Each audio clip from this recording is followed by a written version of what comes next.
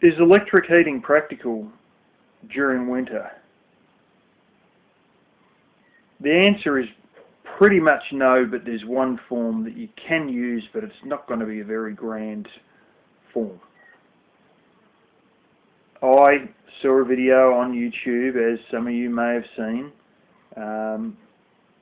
where an on-gridder asked an off-gridder, are you going to use an electric heater to heat your living space during the winter that's running off your solar panels? No disrespect to the man, because he didn't know he was an on-gridder. But I almost laughed, like, it doesn't happen. It's as simple as that, really. Your little tiny heaters that you get for 20 bucks, there's two main kinds of those. One's one that uses heating elements, which I believe to be made of nichrome wire, and you know, the little bits of wire get red hot, a bit like inside your toaster, and you got a fan behind it. There's another one which has what looks like some sort of a radiator in the front of it, and that's a ceramic heater. The ceramic heaters are about 1500 watts. The blow heaters are around 2000 to 2400 watts, but I've got a low option on one of mine that I used to use when I lived at my parents', and that I think is about 500 watts. I've also seen bar heaters, which is just your big bar that gets red hot. One of those was a dual, or no, it was a triple, I think.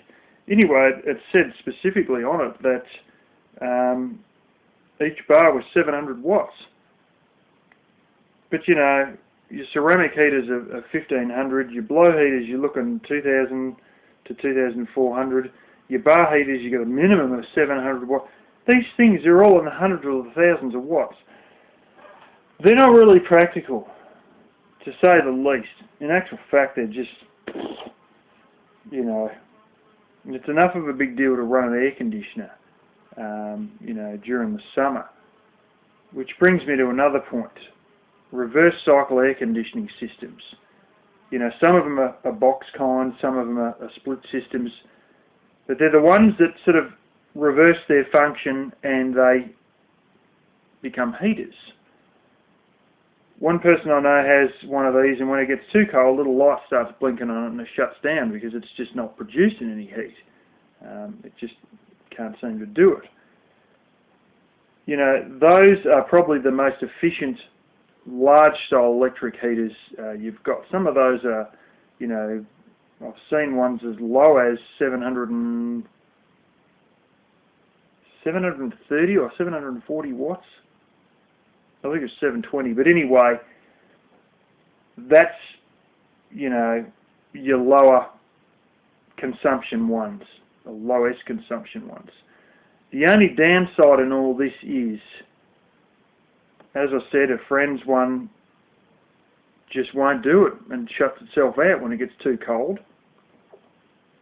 Yeah, and he wasn't even at freezing temperature and it was doing that.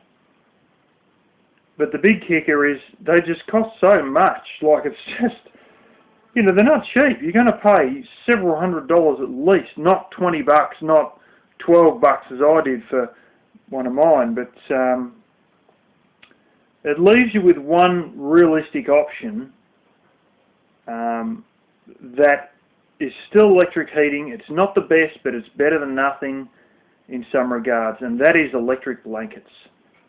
I have one that I will show at some point, and I'm probably going to test it on my inverter here just to show that it works. And that is a 40-watt electric blanket. Now you can get throw rugs, and I've got this other one that's like 120 watts. But, you know, you're sort of pushing a bit hard for, you know, a small-sized solar system to sort of, you know, make enough to keep you warm, you know, and actually still have some charge left in the batteries.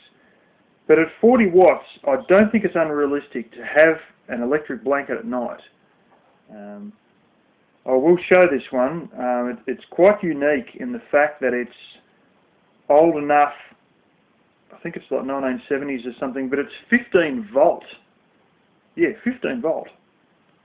And it's got a little transformer box and that sits on the ground with a switch on the front of it that says low, medium, high. And you can, basically choose your setting based on that. But it's got a plug in the back of that's hooks to the blanket. It's a very unique sort of a plug, but it's 15 volts, which I've never seen anything like it before or since. And you start conjuring up ideas of, could we get a step-up transformer from 12 to 15, or could we get a step-down one from 24 to 12, or could I use a large resistor? That'll make things even more efficient. But I used to find that when I had that switched to low, that was enough to sort of keep me toasty warm, so long as I had it between the mattress and the sheet that I was laying on top of. Low would be fine for me. And that basically stopped a lot of arguing on the toss about me wasting power during winter when I was living at my parents' place. I had to explain that, look, this thing has a severely low wattage, so I'm not going to be running up the bill very big with it. I also realised that to have it on medium or high, you'd get too hot. There was one really cold night, I think I had it on medium, and I still woke up sweating. It may be using as little as 15 watts on low, but it said on the back that it was 40 watts, and I assume that is when it switched to high, because they are supposed to list the higher rating of wattage on the back of these appliances. Some Chinese appliances I'm seeing have 230 to 270 watts written on the back. They're sort of listed a minimum and a maximum, but generally if you see one number, that'll be the maximum wattage listed. And that was very practical. But the whole idea of just heating the entire room is impractical from, a normalish, smallish sized solar system. Unless you're one of these millionaire grannies who's sitting on,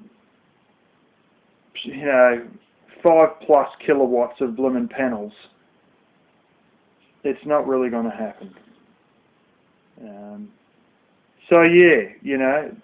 I usually go for the wood heating, and some people go for the propane heating, and some people have a combination of both. And I also use a butane heater on occasion, and on occasion I also use the common black cat, which is propane. But yeah, that's sort of your one option, and probably the only realistic option for electric heating during winter.